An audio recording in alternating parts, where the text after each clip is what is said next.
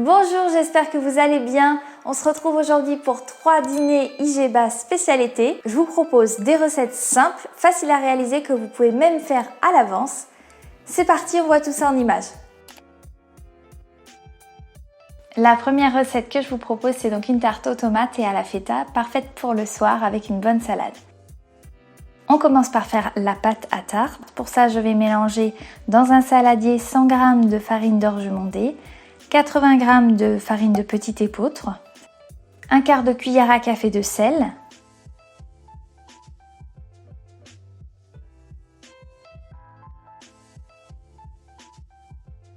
une cuillère à soupe d'origan. Ça va vraiment apporter une petite saveur à la pâte que moi j'aime beaucoup. Vous pouvez la remplacer par d'autres épices évidemment. 35 g d'huile d'olive. Et puis on ajoute 70 g d'eau tiède. On mélange bien à la cuillère plusieurs secondes jusqu'à temps que les farines s'imbibent des liquides et s'amalgament entre elles.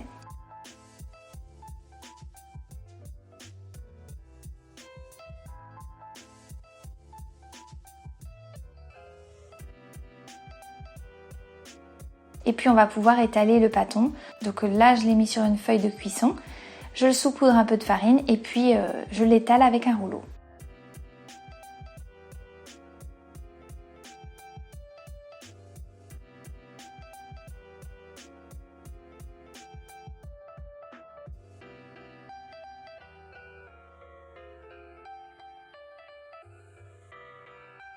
La pâte correspond à un moule d'une grandeur de 24 à 28 cm.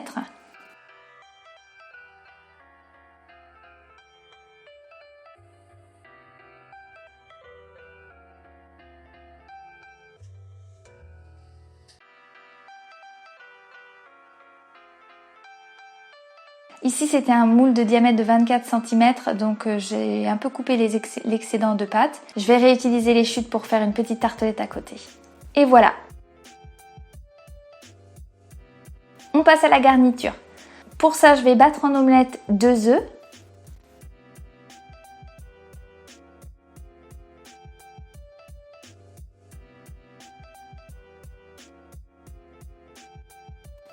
J'ajoute un peu de sel, un peu de poivre. Et puis j'ajoute 200 g de lait. Donc ici, moi, c'est du lait d'avoine.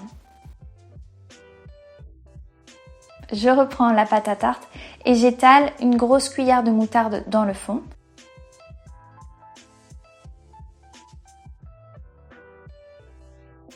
Je vais découper 30 g de feta en petits cubes.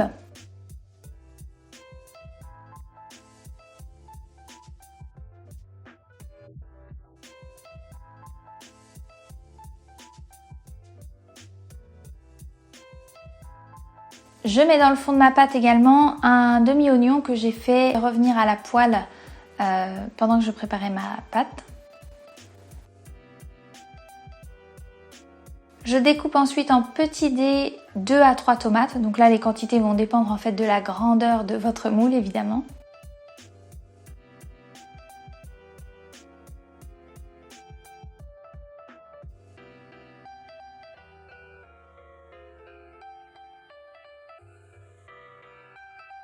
Je rajoute les dés de feta que j'émiette.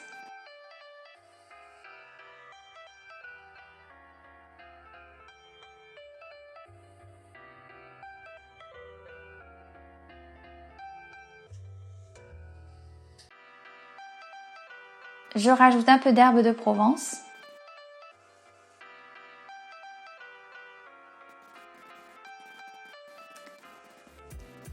Et puis l'appareil de la pâte. Voilà la tarte que je vais mettre à cuire pendant environ 35 minutes à 190 degrés. J'ai fait aussi une petite tartelette comme je vous ai dit avec les restes de pâte. Celle-ci, je vais la congeler pour une autre fois.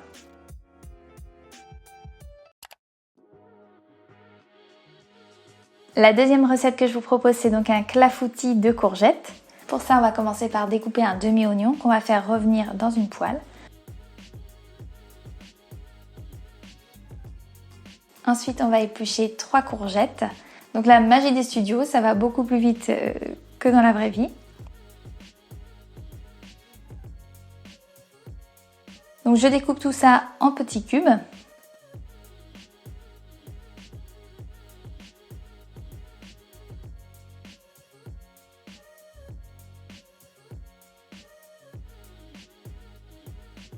Je rajoute un filet d'huile, sel et poivre et puis je vais mettre à cuire pendant une dizaine de minutes à feu doux.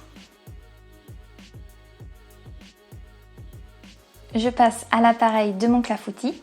Je commence par casser 2 œufs puis par les battre en omelette.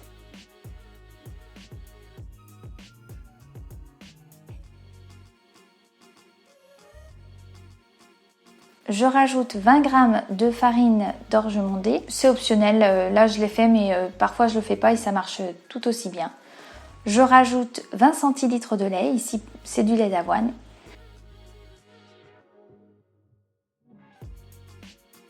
Et ensuite je rajoute l'ingrédient secret. Je rajoute 5 à 6 feuilles de menthe que je vais ciseler finement. Et alors je trouve que ça donne vraiment un super goût au clafoutis de courgettes.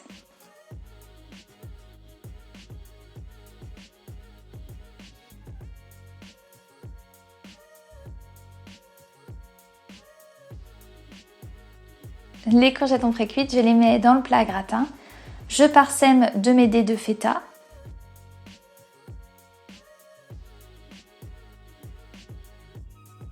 Et puis je verse l'appareil à clafoutis.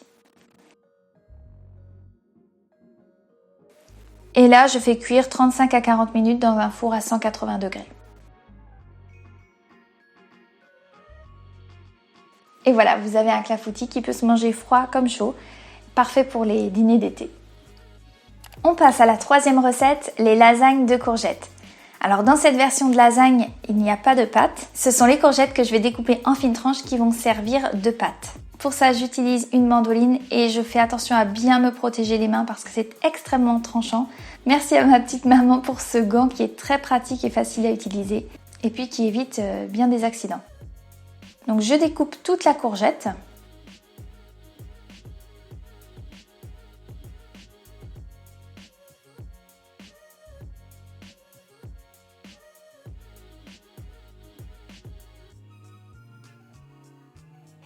Et je vais étaler les bandes que j'obtiens sur des plaques de four.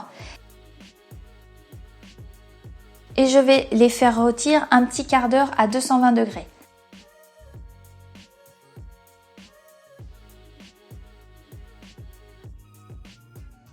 À mi-cuisson, je les retourne pour permettre à l'eau de s'échapper au mieux. Et en fait, cette technique va éviter que les courgettes rendent de l'eau dans le plat.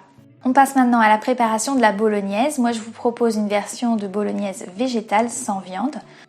Pour ça, je commence par faire revenir dans une poêle un oignon que j'ai découpé en petits morceaux.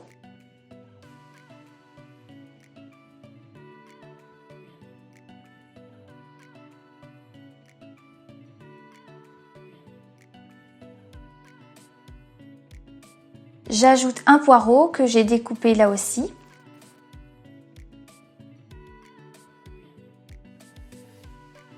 Et puis ensuite, j'ajoute des petits dés de carottes, donc pareil, une carotte que j'ai découpée. Et puis une boîte de tomates pelées. Je viens couper les morceaux de tomates pour que tout se fonde bien.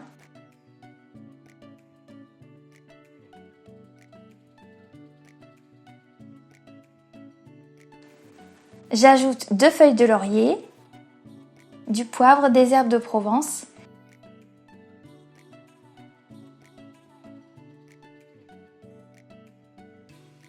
Et puis j'ajoute 150 g de lentilles vertes. Alors là, elles ne sont pas cuites. Et j'ajoute un demi-cube de bouillon de légumes. Et je recouvre d'eau. Je laisse cuire une grosse demi-heure et je rajouterai de l'eau au fur et à mesure. Si vous voulez aller plus vite, vous pouvez rajouter directement une boîte de lentilles déjà cuites. Et dans ce cas-là, vous laissez juste mijoter quelques minutes histoire que les saveurs se mélangent bien. On prépare maintenant la béchamel. Je vous propose de faire une béchamel IGBA à partir de farine de pois chiche. Je vous ai mis la farine d'orge mondée parce que c'est aussi une farine avec laquelle ça fonctionne très bien. Pour les quantités, on met 25 g de farine. J'ajoute 20 g d'huile d'olive.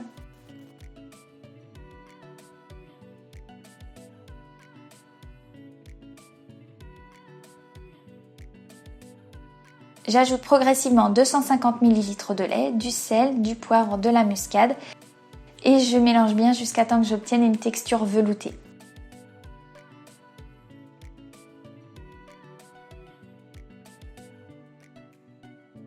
On passe à l'assemblage. Je mets un peu d'huile d'olive dans le fond de mon plat pour éviter que ça accroche. Je mets un premier étage de lamelles de courgettes. Je recouvre d'une couche de bolognaise.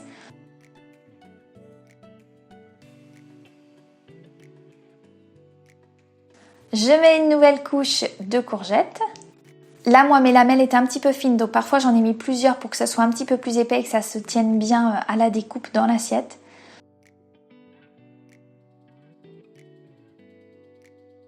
Je rajoute à nouveau de la bolognaise.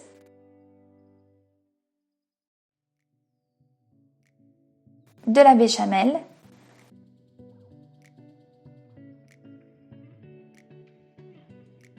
Une couche de courgettes.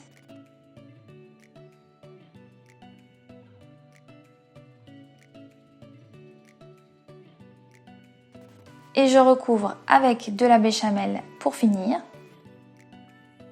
Et je viens parsemer un petit peu de gruyère râpée pour que le plat gratine bien. Et je mets à cuire 20-25 minutes à 180 degrés. J'espère que la vidéo vous a plu. Si c'est le cas, n'hésitez pas à mettre un pouce bleu comme d'habitude. Vous pouvez également partager la vidéo. Ça soutient mon travail et ça me fait toujours plaisir. Dites-moi en commentaire quelle est votre recette préférée et n'hésitez pas à partager vous aussi vos recettes phares de l'été. C'est toujours très enrichissant de vous lire. Je vous dis à bientôt et en attendant, portez-vous bien.